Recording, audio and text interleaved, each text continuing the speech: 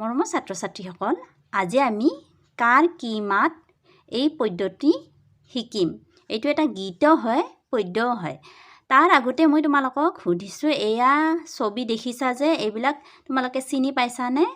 এইটো হৈছে বাঘ, এয়া পাৰ চৰাই, এইটো সৰুকৈ কলাকৈ যে দেখিছা এইটো হৈছে ভোমোৰা, এয়া মৌ-মাখি, শিয়াল, এইটো হৈছে শিয়াল, আৰু এয়া কুকুৰ, কুকুৰটো তোমালোকে চিনি পোৱাই, আৰু এইটো হৈছে মেকুৰী।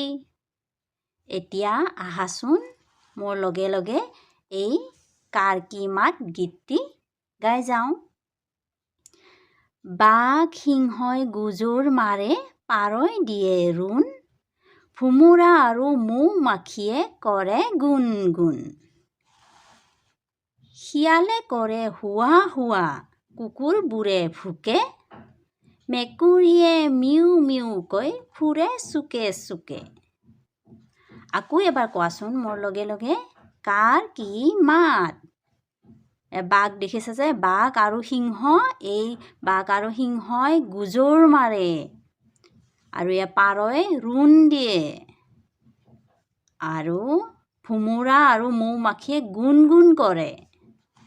শিয়ালে হুৱা হুৱাকৈ কান্দে, সন্ধিয়া শুনা নহয় তোমালোকে শিয়ালে হুৱা দিয়া। কুকুৰে ভুকে, কুকুৰবিলাকে ভুকে তোমালোকে জানাই, আৰু মেকুৰীয়ে মিউ মিউকৈ কান্দি থাকেনে?